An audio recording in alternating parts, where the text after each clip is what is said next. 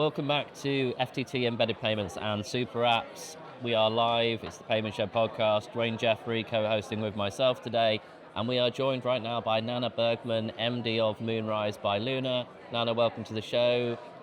Please tell us a little bit about yourself, your career in sort of financial services and your role currently at Lunar as well. Absolutely. Super good to be here on the podcast with you. I have been in the industry for about 6 or so years by now, deep into the banking space. But I actually come from a background in sort of consumer goods and big tech with Google. So landed at random into banking initially with the Bank of London in the UK. That you might have heard about, both for good and for bad. But even if it was a baptism of fire for me, I learned a lot from that. And have for the last year and a half been spearheading Moonrise by Lunar, which is essentially the embedded banking or banking as a service arm of the neobank Lunar. And we are focused on the Nordic markets, giving regulated firms, payment firms, EMIs or other banks easy access to the Nordic region. So Denmark, Sweden and Norway is our bread and butter. We do it really well. We're direct settlement participants and you know the drill. That's a sort of our stronghold. Great. Well, I'll start off with the first question. I think a lot of people think that cross-border, or at least the problems with cross-border, sits within the correspondent banking layer. But I think you've mentioned earlier before that it's much more of a last mile issue. What do you mean by that? So I think the cross-border space is quite fascinating, right? It's been a huge pain point for forever, probably, right? And lots of different companies will have had in their pitch decks to investors that they are solving for the horrific multiple days delay in any correspondent banking sort of network chain when they're trying to move money across the world, right? To be fair, lots of money is still being moved on the cross-border, now I call it the traditional method of correspondent banking, nostro accounts, where you sort of move it through that chain with a swift messaging to sort of initiate it.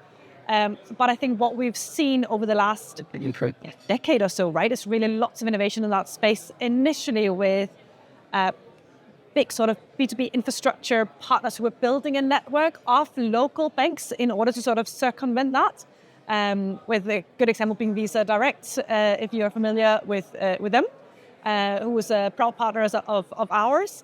But in order for them to properly build an alternative and like a global infrastructure, right, they need to have proper local connectivity, because if you can't move the last mile, then there is zero value in actually moving it across the globe, right?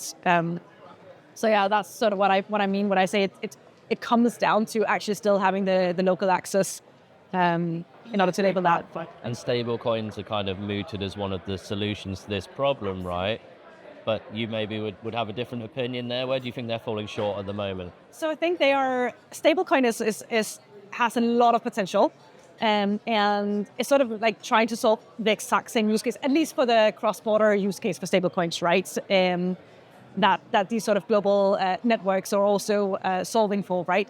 I think where stablecoin has an edge is that because you can move the money or the representation of money instantly, you don't have to have the liquidity pools into the different markets necessarily.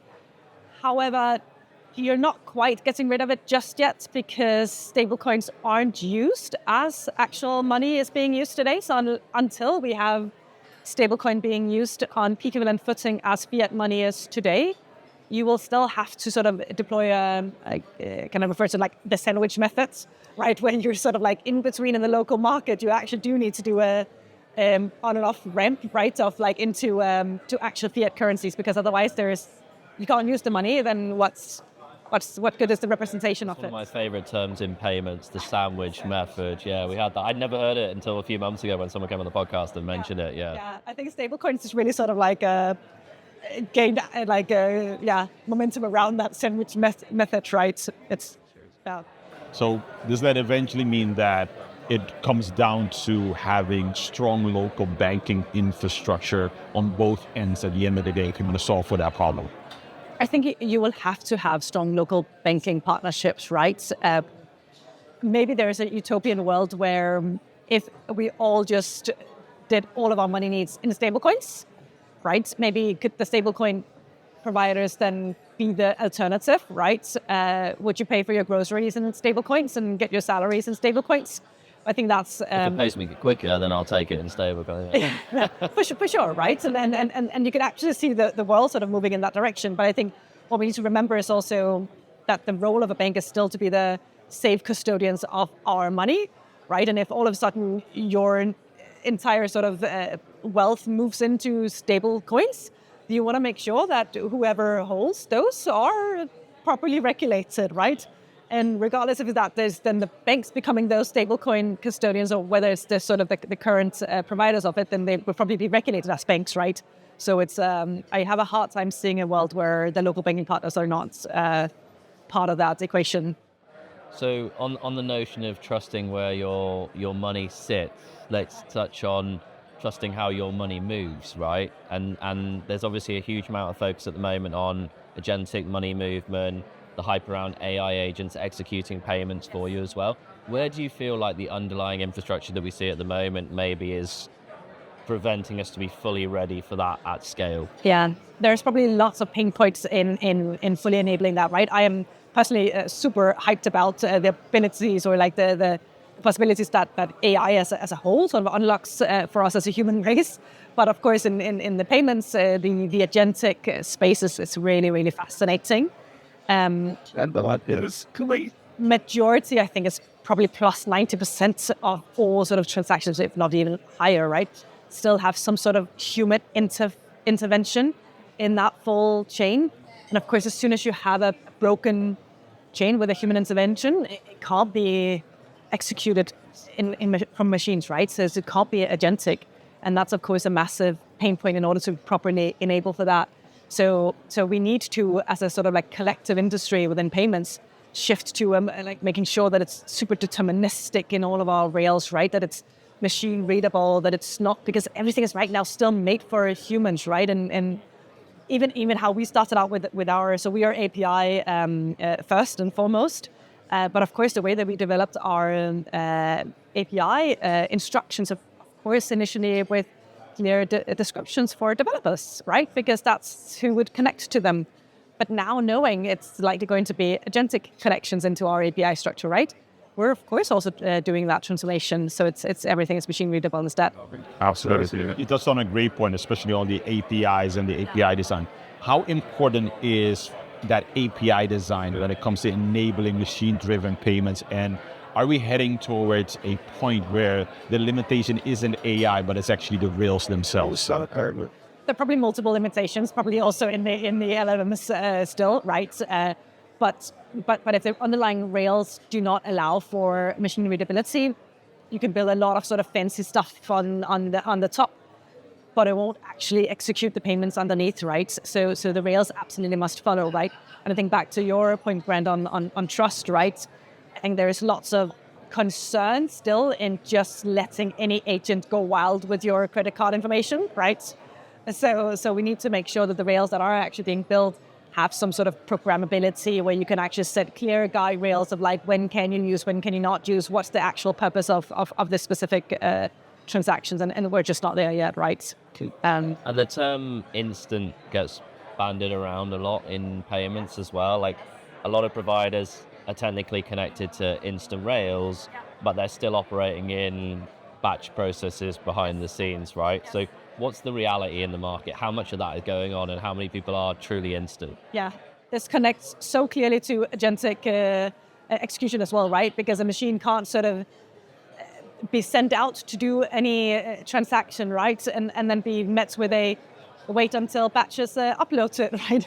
It's sort of, it doesn't work. It must be instant for it to actually take effect. And I think what we see in the market is that even though a lot of banks or providers would be connected to the instant schemes in the respective markets, if you're still being asked to sort of upload a batch, even though it's saying that it's instant, it's actually not really instant, right? Because it is still then put into sort of a batch-made process, which, doesn't make it instant, essentially. Yeah. So what does that then mean for merchants in practical terms, right? And especially when we're talking about liquidity in that aspect.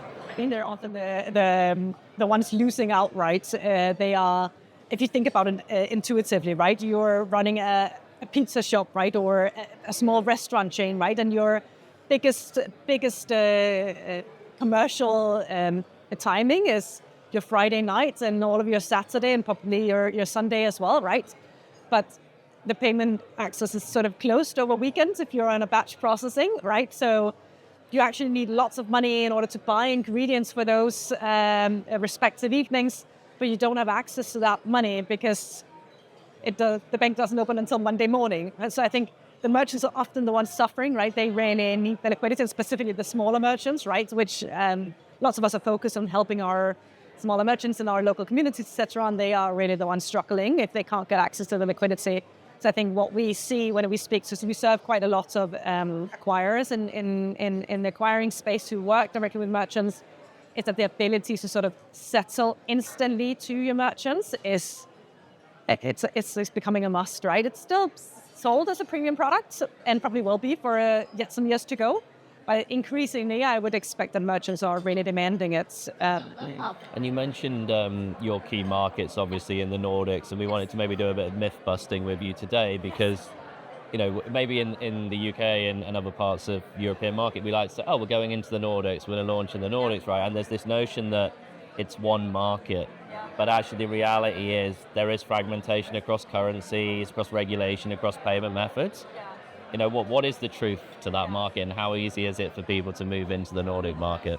We get it a lot actually from mostly from the international firms that come from abroad, right? When they sort of enter Europe, they're like, oh yeah, that's Euro, right? And it's a SEPA zone, easy, right? But then they realize that there are some markets that are not yet in the SEPA zone, and now I say not yet, might not ever be, right? There's a political sort of resistance in the Nordic currencies or in Nordic markets in order to do that. So reality is unfortunately still that it is 3 separate markets, 3 separate settlement system, payment systems. They're super local, they're run on their own currencies, and I can probably count 10, 12 or so local rails. If you compare it to the UK, where we've got faster payments, backs, chaps, for pretty big markets. Easy. A lot more in the smaller markets of the Nordics, right? So hyper fragments that are really hard to sort of enter, which is makes my life in Moonrise a lot easier because that is sort of what we've aggregated and enabled through a single API, right? So it's a good thing for me, but a negative thing for the region because it makes it a lot harder for companies to enter if they don't go through us. So it's yeah. So why do so many of those fintechs and underestimate it, especially when they're trying to expand into the regions? And what's a good example of where those assumptions break down? Maybe like particularly in Sweden. Yeah, right. Oh, I love that you bring up Sweden. That is notoriously difficult because Sweden has an instant scheme and an intraday scheme, as most markets have, right? And the instant scheme got a lot of attention. It's called Rix Instant when it launched, and there are some of the big banks, international banks that sort of like were fast on the wagon of like, yeah, we can absolutely give you access to Rix Instant. The challenge is that right now it's mandated for all the banks to receive, but not to send. So if you as a payment firm are trying to get access into Rix Instant, yes, you can do instant payouts, but if you're trying to collect money, actually more than 70% of the payments will fail, which is like 70%. No one can survive on that, right? So you must be able to still default back to intraday, right? So it's so vital that you sort of like work with partners that actually do have the Nordic depths, or like the depths specifically in Sweden here, in order to sort of reroute the payments to the rail that's actually being used by the sending bank, because otherwise it's like you can't survive on 70% being cancelled, right? Yeah, so Sweden is notoriously difficult. I think a few people might be messaging you for some advice on entering the market, to be honest. So amazing to speak to you today. We have a final section on the show called the Shelf of Shame, where you get to nominate something from our industry to banish forever. What are you bringing forward for Dwayne and I today? I must have to say the instant payments in Sweden. Oh. Just because of the huge challenges that it is bringing to the industry, right? And the misconceptions. We get so many payment firms that's been burned, right? Because they thought they got access to instant payments in Sweden and then realized actually not really, right? So we're only being half served. So I think it's What do you replace it with then? I would make the regulator force it. I would make the regulator sort of mandate that all the banks must properly integrate and both do sending and receiving. Brilliant. Well, for you, I think, and how you've described it and the pain points, I'm happy to banish that today. Agreed. Absolutely. And where can people get in touch and find out more about Lunar and Moonrise as well? So obviously on our website, moonrise.inc, they can search anywhere. It's freely available. Well, thanks for joining us on the show today and enjoy the rest of the event. Thank you. Thank you for having me. Thank you very much.